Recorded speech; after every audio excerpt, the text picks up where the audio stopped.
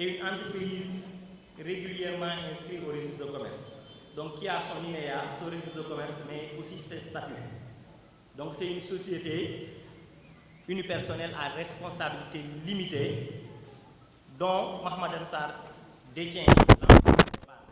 Donc 100% du capital social est détenu par Mahamadan Sarr. Donc il est l'unique propriétaire donc, de la boîte.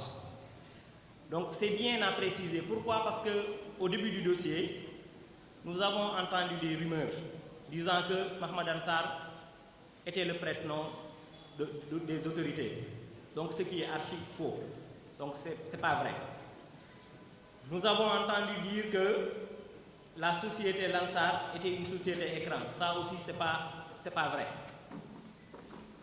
Nous avons entendu dire que Mahamadan Sarr, excusez-moi.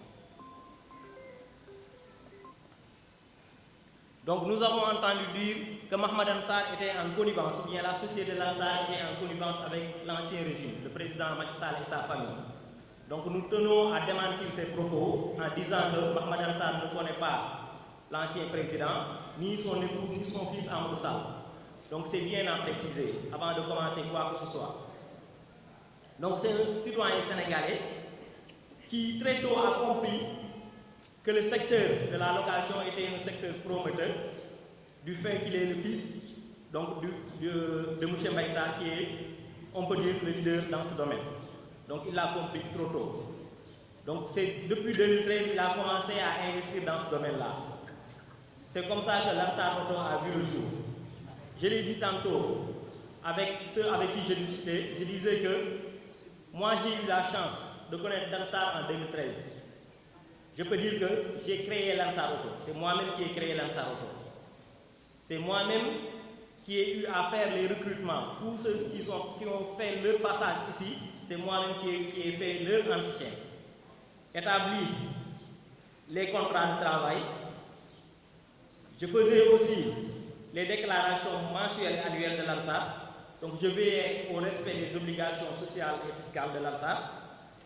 Je veillais aussi à l'établissement des états financiers annuels qu'on déposait à temps. Donc Lansar est une société qui est en règle avec l'administration sénégalaise. Ça aussi c'est bien à préciser. Qui employait beaucoup de personnes ici au sein de la boîte.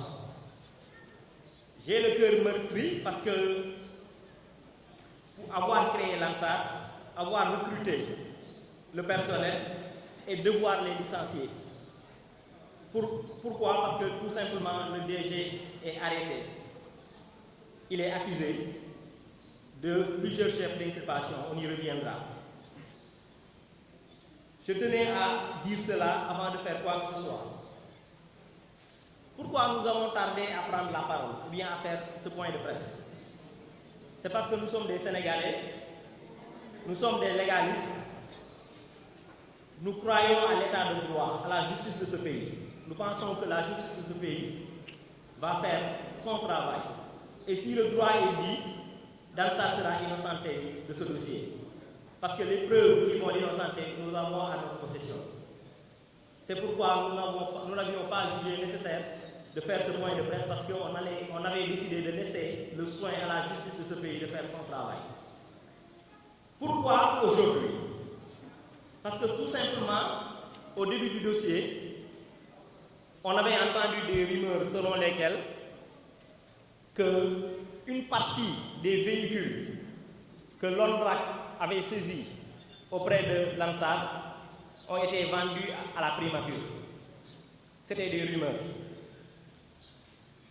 Après ces rumeurs, nous avons visionné une vidéo de l'ancien Premier ministre qui disait que lorsqu'il est arrivé à la primature, il a trouvé un parc vieillissant. Et lorsque ses collaborateurs lui ont demandé de renouveler le parc, il n'avait pas jugé nécessaire vu la situation économique du pays. Lorsqu'il a quitté la primature et que le dossier des fonds spéciaux ou bien des fonds politiques est brandi, il a fait une autre communication en disant que lorsqu'il était à la primature, il avait acheté des véhicules au niveau de l'ONDRAC.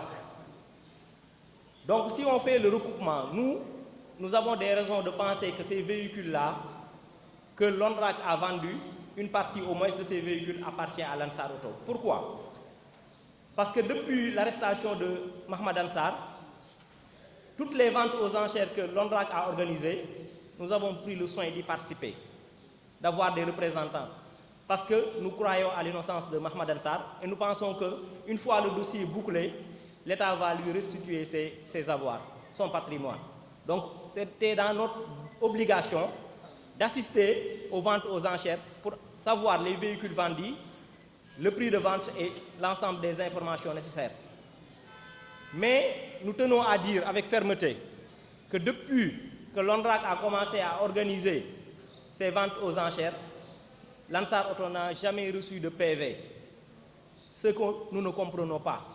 Vous avez saisi les véhicules appartenant à l'Ansar Auto, vous les mettez en vente, ok, mais après avoir vendu, la moindre des choses, c'est de lui remettre le PV pour lui notifier les véhicules vendus et le reste. Lorsque nous avons fait essayer d'avoir des informations, on n'en a pas eu. En ce qui concerne aussi le parc, lorsqu'on a fait le déplacement pour essayer de vérifier, on s'est rendu compte tenu des informations que nous avons, qu'il manquait 30 véhicules. Parce qu'on a la liste des véhicules saisis. On assistait aux ventes aux enchères. On sait les véhicules vendus.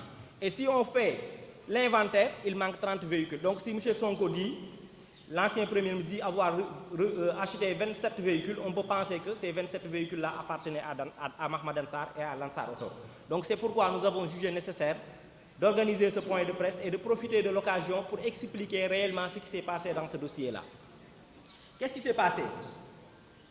Dansar est un investisseur sénégalais qui a eu à travailler avec l'État du Sénégal, l'État et ses démembrements, qui a eu à gagner des marchés, qui a eu à avoir des conventions avec l'État du Sénégal, des contrats cadres avec l'État du Sénégal. Et que, à un certain moment donné, la Coris Bank, un agent de la Coris Bank, notamment M. Abdoulaye Niass, Elhadji Abdoulaye Niass, a suspecté des fonds qui ont transité dans le compte de l'Ansar Auto au niveau de la Coris Bank. Comme la loi peut-être lui permet de faire une déclaration d'opération suspecte, M. Niass a fait une déclaration d'opération suspecte qu'il a transmise à la CENTIF. La CENTIF, une fois qu'il a reçu donc, cette déclaration, a établi un rapport pour l'exercice 2024 et a mentionné l'Ansar Auto. Ce rapport a fait le circuit nécessaire et a atterri au niveau du pôle judiciaire financier qui a convoqué Mohamed Ansar. Le 13 janvier 2025, Mohamed Ansar est parti répondre à cette convocation-là et il a été mis sous mandat de dépôt et on l'accuse selon les chefs d'inculpation, association de malfaiteurs, escroquerie de deniers publics portant sur une valeur provisoire de 13 milliards 610 millions 088 725 francs CFA. Parmi ces chefs d'inculpation aussi, on peut noter faux et usage de faux en écriture publique. On peut noter aussi faux et usage de faux en écriture privée de commerce et de banque et association de malfaiteurs. Ce que nous ne comprenons pas. Pourquoi nous ne comprenons pas ça? Parce que tout simplement, comme je l'ai dit tantôt, l'Ansar a eu à travailler avec l'État du Sénégal. Et l'État du Sénégal lui doit à ce jour, tenez-vous bien, 26 milliards de francs CFA. L'État du Sénégal a eu à reconnaître premièrement une partie des dettes à hauteur de 6 milliards 390 millions. Lui a versé 1 milliard de francs CFA et lui a fait une lettre de confort de 5 milliards. Par la suite, l'État a eu aussi à accepter le reliquat, c'est-à-dire les 14 milliards du reliquat. L'État a eu à accepter aussi ce montant-là et a pris des engagements. En quoi faisant? En lui donnant, en lui décernant donc des titres, des CNO. Qu'est-ce que Dansar fait? Dansar prend ces CNO, des titres de créance, qui lient l'État du Sénégal avec l'Ansar. Parce que si vous devez de l'argent et que vous ne pouvez pas payer, vous pouvez trouver des mécanismes. Dansar a accepté, et sur la base des conseils qu'il a reçus de notre part et de la part des autres conseils, Dansar s'est ouvert au marché régional et sous-régional. Il a eu à marchander ou bien à vendre ses titres de créance que l'État lui avait remis. Ces titres de créance, c'était une valeur de 14 milliards. L'État, Dansar l'a vendu à des banques. Et le 26 décembre 2024, la date d'échéance, la première échéance, c'était le 26 décembre 2024. Qu'est-ce qui se passe? Le premier titre de créance revient impayé, le 26 décembre 2024. Nous avions pensé que l'État allait appeler Dan pour essayer de trouver une solution par rapport à cette situation. Au lieu de faire ça, l'État, quelques jours plus tard, c'est-à-dire le 13 janvier, l'État met sous mandat de dépôt Mahmoud Dansar. On ne sait pas sur quelle base. Nous tenons à dire que Dansar a eu, comme je l'ai dit, des conventions. L'État, comment fonctionne l'État du Sénégal de manière générale? Vous le savez mieux que moi peut-être. Lorsque quelqu'un gagne un marché, ou bien a un contrat cadre, ou bien des conventions avec l'État du Sénégal, il exécute sur la base. Lorsque vous exécutez, vous allez recevoir des bons de commande que nous avons. Vous allez recevoir un contrat que nous avons. Vous allez faire le travail, mais après avoir effectué le travail, l'État, qu'est-ce qu'il fait? Soit il vous décerne une attestation de service fait, ou bien il décharge la facture avec la mention service fait. C'est ce que l'État du Sénégal a eu à faire avec Mahmoud Dansar. Donc on peut vous donner une partie des factures que l'État a déchargées avec la mention service fait. Vous voyez? Ça, c'est des factures. La décharge est là avec la mention service fait. Donc ce sont ces factures-là que nous avons, en plus des contrats, en plus des bons de livraison, en plus de l'ensemble des documents nécessaires donc, pour justifier la créance que l'État du Sénégal doit à la société Lansar Auto. Tout à l'heure, nous avons parlé de titres. Nous avons parlé aussi, si je ne me trompe pas, d'une reconnaissance de dette. L'État du Sénégal a reconnu devoir à Dansar ce montant-là que nous avons évoqué. Voici la reconnaissance de dette que l'État du Sénégal a remis à Mahmoud Dansar pour dire que l'État est d'accord. Vous pouvez lire convention de reconnaissance de dette et de titrisation entre l'État du Sénégal et la société Lansar Auto pour le montant évoqué de 14 milliards dont je parlais tout à l'heure. Donc 14 milliards 984 millions 658 725. L'État s'est engagé sur cette base-là. L'État lui a remis les titres que Dansar a vendus sur le marché et que jusqu'à présent, l'État n'a décaissé aucun franc CFA pour rembourser celui qui avait acheté donc, les titres de créance. Donc l'État ne peut pas ne pas décaisser et vouloir dire que Dansar lui doit des milliards. C'est au contraire l'État du Sénégal qui doit à Dansar beaucoup d'argent. Donc tous ces documents-là, c'est les CNO que l'État lui a donnés. Donc si vous pouvez voir, donc c'est les CNO avec les dates d'échéance. La première échéance pour le premier CNO, c'est le 26 décembre 2024. Deuxième échéance, le 26 juin 2025. Troisième échéance, le 26 décembre 2025. Et quatrième échéance, le 26 décembre 2026. Donc l'État lui avait remis 4 CNO, 4 titres avec des dates d'échéance bien précises. Dan ne pouvait pas attendre la date échue. Pourquoi? Parce que Dan, au moment d'investir, Mahmoud Dansar, au moment d'investir, qu'est-ce qu'il fait? Il emprunte auprès des banques. Et à ce jour, les banques sont derrière lui. On a reçu pas mal de lettres de mise en demeure de la banque sénégalaise. Et le montant des lettres cumulées équivaut à 6 milliards 900. Si on fait le cumul des lettres de mise en demeure que nous avons reçues de la part des banques, le montant s'élève à 6 milliards 900. C'est pour dire que Dan empruntait à la banque, aux banques et investissait. Et l'État lui doit beaucoup d'argent.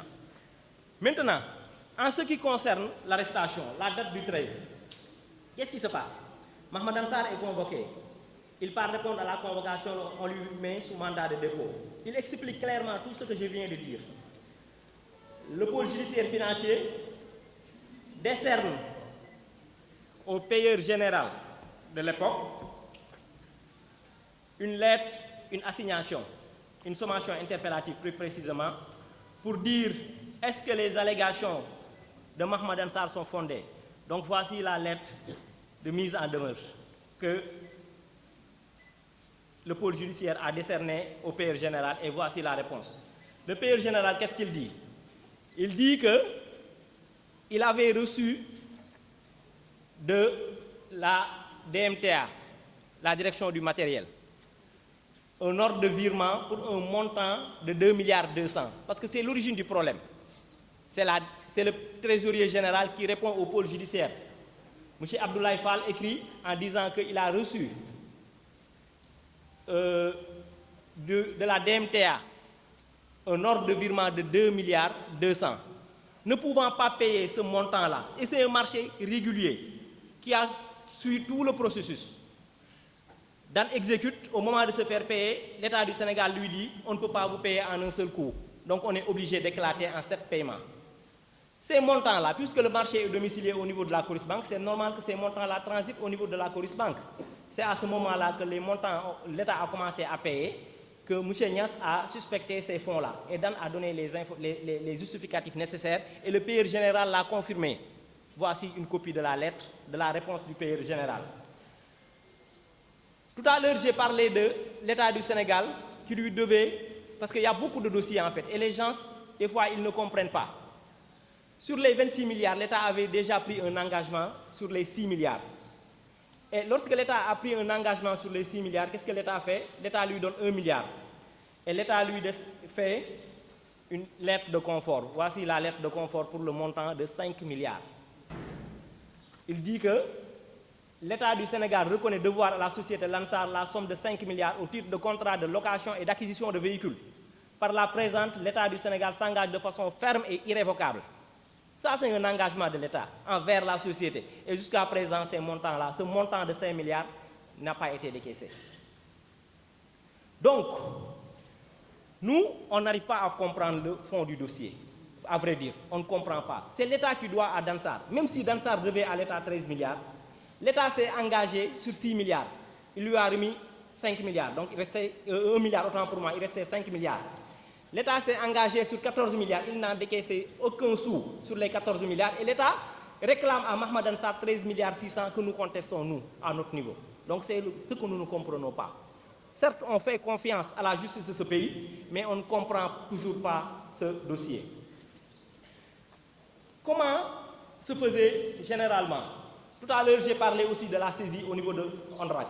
Ondrac a saisi plus de 100 véhicules neufs de Dansar qu'il a commencé à vendre sur le marché à travers les ventes aux enchères. L'État du Sénégal, à l'heure où on parle, il y a 60 véhicules neufs que l'État du Sénégal continue d'utiliser. Ce sont des véhicules de Lansar. Et Lansar n'a jamais encaissé un franc sur ces 60 véhicules-là que l'État du Sénégal continue d'utiliser. Les 20 véhicules, c'est au niveau du ministère de l'Assainissement, plus précisément au niveau de l'ONAS. Depuis août 2023, ces véhicules sont là-bas. Et qu'à ce jour, aucun sou n'a été encaissé. Donc le montant, si on fait le calcul total que l'ONAS doit à Lansar, donc c'est plus de 3 milliards, qui ne fait même pas partie de ce montant-là que nous avons avancé. Au niveau du ministère de la Justice, lorsque Ismaïla Madior Fall était le ministre, un jour, Feu Moustapha Ba appelle Mahmoud Ansar, parce que Mahmoud Ansar faisait confiance aux autorités de ce pays. Des fois, même avant de recevoir le document administratif, sur la base des appels, il pouvait entamer la procédure. Il reçoit un appel de Moustapha Ba lui disant de livrer 10 véhicules neufs au niveau de la primature. Ce qu'il a fait, ces véhicules sont toujours là-bas. De lui dire, en plein conseil des ministres, il appelle en plein conseil des ministres Mahmoud Ansar pour lui dire que, de livrer 20 véhicules au niveau du ministère de la Justice, que les magistrats utilisent à ce jour, et aucun franc n'a été encaissé. À la date du 31 mars 2024, si vous vous souvenez bien, il y avait une arrêté ministériel qui disait que l'ensemble des opérations de location devraient être suspendues parce que le régime allait changer. Dansar reçoit un appel. Il a été saisi par Maguette Niang, qui était le directeur du budget, lui disant de laisser les véhicules là-bas et qu'une solution allait être trouvée. Jusqu'à présent, depuis le 1er avril 2024 jusqu'à maintenant, les véhicules de l'Ansar sont utilisés par les services du ministère des Finances à ce jour. Donc les véhicules sont utilisés par le ministère des Finances, autant pour moi. Ces véhicules sont utilisés par le ministère de la Justice. Ces véhicules sont utilisés par la primature. Ces véhicules sont utilisés par le ministère de l'Assainissement. Donc au total 60 véhicules, en plus des 120 véhicules saisis par l'ONRAC. Donc compte tenu de cette situation, on ne pouvait plus garder le personnel. Donc c'est ce qui a fait qu'on était obligé de licencier. Et ces licenciements, vous le savez mieux que moi, à chaque fois que vous licenciez quelqu'un, c'est toute une famille qui en pâtit. Donc parce que le salaire qu'il reçoit, il y a plus de 10 ou de 20 personnes qui attendent ce salaire-là pour pouvoir vivre. Donc cela a eu des conséquences. Dansar participait à la croissance de ce pays. Dansar aidait l'État à résorber le chômage. Malheureusement, avec cette arrestation-là, tout cela est en vain. Donc c'est pourquoi on avait décidé de prendre la parole pour essayer d'expliquer tant soit peu ce qui se passe réellement. Et l'ensemble des justificatifs que nous devons mettre à votre disposition, parce que le compte bancaire de la Coris Bank est là, avec les montants qui ont transité. Donc c'est des montants similaires parce que les 2,2 milliards ont été échelonnés sur 7 paiements. 3 paiements de 400 millions, 2 paiements de 300 millions et 2 paiements de 250 millions. Ça, ce n'est pas des détournements de deniers publics. Et ce qui nous fait le plus peur, c'est comment Mohamed Dansar, un investisseur, à qui l'État du Sénégal a décerné des titres, à qui on accuse d'association de malfaiteurs, est en détention, alors que les autorités qui lui ont signé, qui lui ont donné ces titres-là sont toujours en liberté. On ne comprend pas. Lorsqu'il y a association, au moins il y a 2 ou 3 personnes. Donc c'est un circuit. Et si vous connaissez comment fonctionnent les titres de créance, vous savez qu'il y a le directeur de la programmation qui doit faire son travail, il y a le directeur de la dette qui doit confirmer cette dette, il y a la banque centrale même qui doit encadrer. Et tout cela s'est fait sous la supervision de l'agence judiciaire de l'État. Donc c'est pourquoi nous, on ne peut pas comprendre. Depuis l'arrestation de Dansar, toutes ces autorités-là n'ont pas voulu se prononcer sur ce dossier.